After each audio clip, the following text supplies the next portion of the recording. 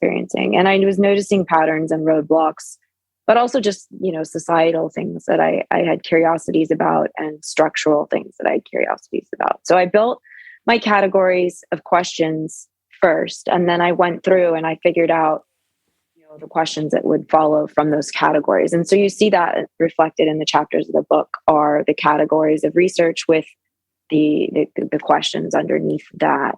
And a lot of the questions and categories that I had came from a lot of reading that I was doing, not just for this book, but over the years of, my whole life. I've been pretty actively reading in the women's studies canon, because I nearly did my master's in women's studies instead of audio, but it all worked out, I think, I hope. Yeah. So, and then I just feelers out and we're trying to find who was willing to talk to me. And that was tough enough. A lot of people didn't want to talk. And I completely understand why. And I have no judgments for anybody that said, no, thank you. Like, I completely understand. And I think that things have changed a little bit since 2017 in some ways and not in others. And it did take me from 2017 into 2019 to devise the methodology. And then, of course, I had to write the other chapter for the other book based off the findings. So this is kind of like a part 2 because it's actually the full interviews, whereas the chapter in the other book is like a summarization of the findings. Wow. So by 2019, I think I had gotten through most of the transcription and all of that. And so I was like, oh gosh, I think I have a book, rather than something I could just give to a magazine, like here's an interview, because it was just so many people and a lot of content. I'm trying to remember what the original question was. I don't know if that answers. I guess, what was the impetus for doing it, and broadly, what's it about? Right. Okay. So what's it about? I think people are probably already like inferring, but yeah, you can. Yeah. So what's it about? I looked at things that affected audio engineers and producers' careers, but I wondered how it differed for women. So like, men have children too, but I understand that physiologically it's different, but there's plenty of dads, right, who are recording engineers and record producers, and they're able to go to work just fine. So it can't, and it's like, well, that's more of a societal thing. It depends on what country you live in, what childcare is like, what paternity and maternity leave are like. So that was one subset. I was just looking broadly first at like what affects the life of a producer and recording engineer, studio life. It's tricky. There's no healthcare very often. Again, this is by country. There's no healthcare. The pay is up and down and all over sideways. And the schedule is crazy. And then I started looking at the microcosms of the experiences that are affected by gender. And I noticed those myself, like being in a studio late at night with a bunch of men I don't know. And, it's like, sure, that's just life. But also sometimes that could be, depending on the characters you're around, a little bit complicated. And I thought, well, that definitely can't just be me. But I never saw any other women. I never got to talk to any.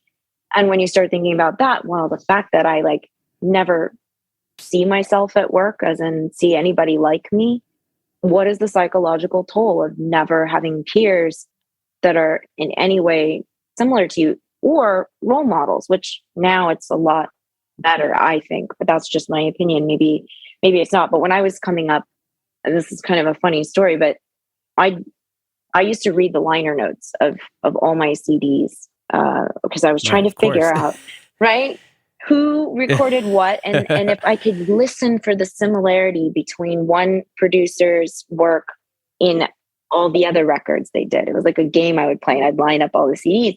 And so I remember listening to Tool and seeing Sylvia Massey's name, and I just thought, oh, that's a weird name for a boy.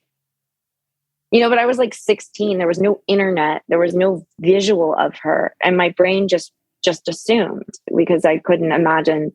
And then when I got to university in England, somebody was like, oh, you're going to be like that. And I was like, wait, it's a woman. And they were like, yeah, she's a woman. I was like, oh, cool. Like, and that made me feel like really like, wow, because I never had any female teachers. And, I think there were 4 other gals on my course. But by the time I was at the master's course, there were no other women and no women faculty. And so it's so much different now because I can see so many people. We all can, on the internet. Right. The internet is so helpful for this. Right. And so then I started wondering about that as well. The democratization that technology has brought at multiple levels for people around the globe. Technology is more accessible. Yeah. So does that help more people have access to the tools? Does that level the playing field? Does that make the playing field more complicated? And I think it does, because I touch on it a little bit in the book that, some people are still taken less seriously, and why. And so is there gear snobism? Is it implied gender bias? Like, well, whatever you do can't be the real deal. So there's a lot of complexities there. And it's a lot of just asking the questions to sort of try to start getting people to think about it. I don't propose to have the answers, but I think if we're thinking about it and we're talking about it, that's when we're going to start to be aware. And awareness is the first step of change, isn't it? So if we're aware and we're thinking about it and we're looking around and we're looking at it in a different way, maybe that's helpful in the path towards change. Because if there's little things that you never think about, and you, with the best of intentions, you might be doing harm without realizing it. So that was kind of the goal and the hope initially, to just kind of see what everybody else was experiencing and see if we could change the conversation. Yeah, very cool. Well, I'm excited to read the whole thing. Thank you. It's amazing that you kind of just went all in on this audio thing without any peers or role models, not even knowing that Sylvia Massey was a woman. like what? I mean, I don't know if I could ask you why, but that's I just, other than just compliment you and say that's amazing that you went all at it anyways. Like that's super impressive. Thank you. That's actually something I asked a lot of the gals as well. I was like, did you see anybody? Did you have, because I was curious. I was like, where did I get this from? And a lot of them were like, oh, I must be an alien. And I was like, we're not aliens, because clearly there was something else. So I do delve into early childhood development and look at well, maybe you were exposed to a lot of technology. Maybe you saw, I grew up in an environment where I always saw my mom with tools. She kind of did everything. She would rewire stuff. I like to rewire stuff. I think, there's some funny stories about me taking light switch plates off the wall when I was 2 and pulling all the wires out. And it was like, oh my God, we're going to have an electrocuted toddler. But I was very curious about the inner workings of whatever was going on, in the wall. It was mystifying. It's like, clearly you plug things in and then they work. You pull them out. So anyway, I digress. But I think there are innate curiosity and technological intelligence and creativity.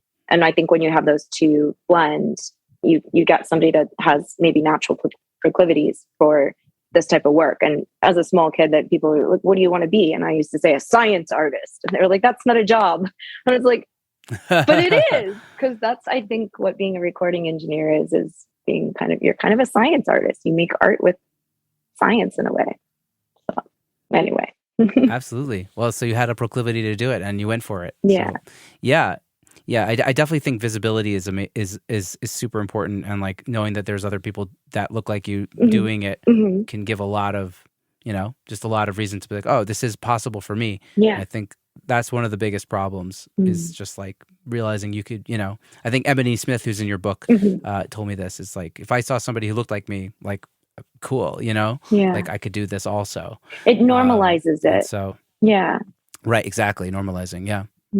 So I'm all for it. Thank you. Yeah, but cool. It's really, it's an interesting book. I just skimmed a little bit of it, but I'm excited to read hopefully the whole thing in paperback, because I don't like to read on my computer. Yeah, it's hard to read on the computer. Yeah. Hey everyone, if you're using Dropbox or Google Drive to send your clients their music, let's talk about how you can supercharge your studio's workflow with one collaboration tool called FilePass. Here are just a few ways that FilePass can help you collaborate with your clients. First, your clients can leave their timestamp feedback directly in FilePass from any device while they're listening to their music. Second, their comments turn into a tidy to-do list for you. Simply mark each comment as done while doing revisions. Third, all your hard work is protected using their download paywall. This means the artists you work with can't download their files until they've paid in full. Finally, FilePass makes collecting massive files easy. Just send an upload link to your client and they can upload files as large as 1 terabyte directly into their project without needing their own FilePass account. As a Secret Sonics listener, you can get 20% off your first year of FilePass by going to filepass.com/secretsonics, and there's a link for it in the show notes below, so go check it out. All right, back to the episode.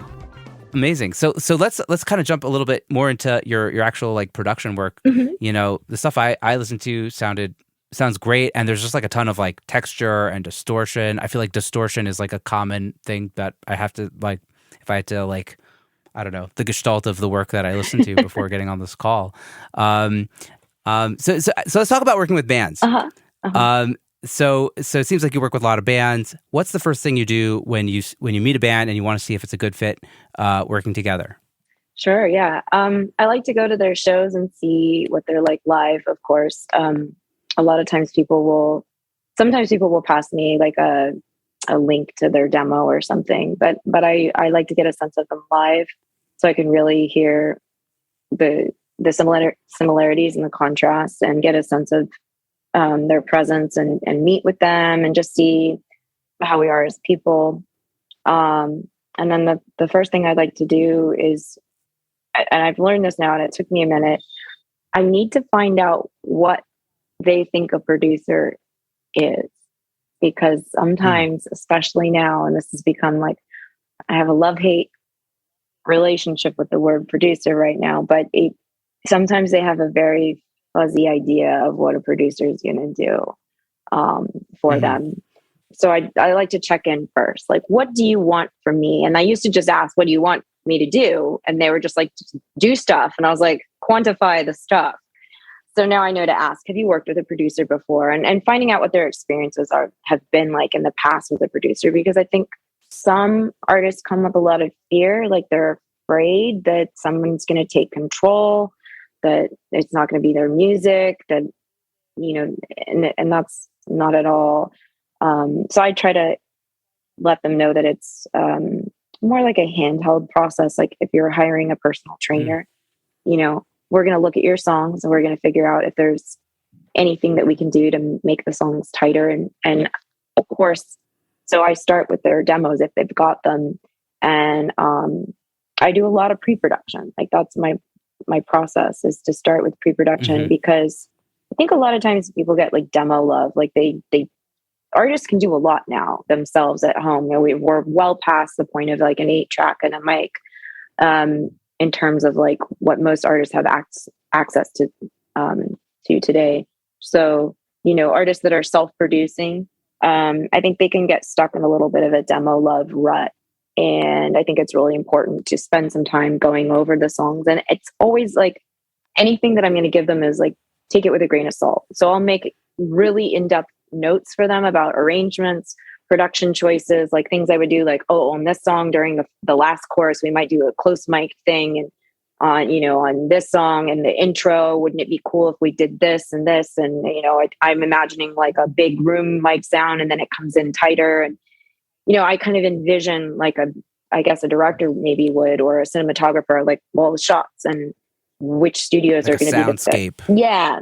Well, not just the soundscape, but like what gear is going to be needed, you know, or like the moves in terms of like, is this intimate miking or is this like advanced, you know, space pairs and, you know, that kind of thing. But then once we get past that, sometimes I'll go into band practice with them if they're, you know, rehearsing and we work on the songs, whatever notes they've accepted. We then workshop that together to get them ready to go into the studio, because the last thing I want to see a band do is go into the studio too early. And I think that happens a lot now too. It's like they're really not as ready as they think they are. And then it will waste their money if they're not ready, you know? So yeah, we spend some time doing that. And then I like to help them figure out what studio is going to fit their budget. So maybe we visit studios, or I just pick one and recommend it and let them look at it, because ultimately it's their record at the end of the day. So I can't, you know, force that. Usually, depending on the style of production, I'll start having mix engineers in mind for the record. And we'll talk about that too, because I need to make sure that their budget suits, you know, to have mix and mastering engineer. And a lot of times artists try to talk me out of that. They're like, no, we're not going to master it. And I'm just like, wait, time out. Yeah. Time out.